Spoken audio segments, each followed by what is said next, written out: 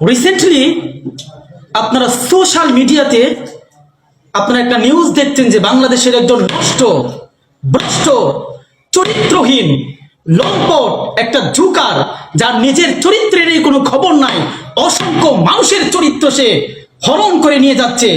জায়েদ খান নামে একটা লোক বাংলাদেশের ইমাম সমাজদেরকে নিয়ে, আলেম ওলামাদেরকে নিয়ে কুরুচিপূর্ণ মন্তব্য করেছে। আপনারা সোশ্যাল মিডিয়াতে সেটা দেখতে পেয়েছেন। জায়েদ খান, তোমার মনে রাখতে হবে, বাংলাদেশের স্বাধীনতার মূল চেতনা হলো ইসলাম এবং মুসলমান। যদি ইসলাম এবং মুসলমান না আসতো, তাহলে স্বাধীন রাষ্ট্র হিসাবে বিশ্ব মানচিত্রে বাংলাদেশের কোনো অস্তিত্ব খুঁজে পাওয়া যেত না। যারা আলেম ওলামাদেরকে গালিগালাজ করে, তাদের ব্যাপারে সুস্পষ্ট ফাতাওয়া এসেছে। আহসানুল ফাতাওয়া জিলদে আউয়াল প্রথম খণ্ড 38 পৃষ্ঠায় সুস্পষ্ট ফাতাওয়া এসেছে। ফাতাওয়ার স্টেটমেন্ট আমি শুনিয়ে দিচ্ছি।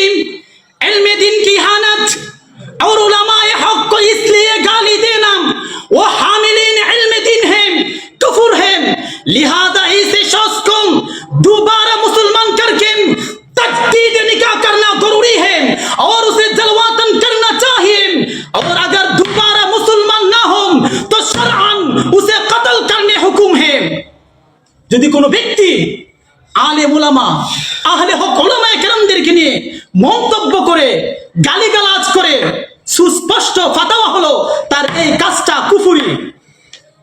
সেই কুফরি করার কারণে পুনরায় তাকে মুসলমান হতে হবে। সে যদি বিবাহিত হয়ে থাকে তাহলে তার বিবাহ ভেঙে যাবে, নতুন করে তাকে তাজদীদ নিকাহ, তার বিবাহকে নবায়ন করতে হবে।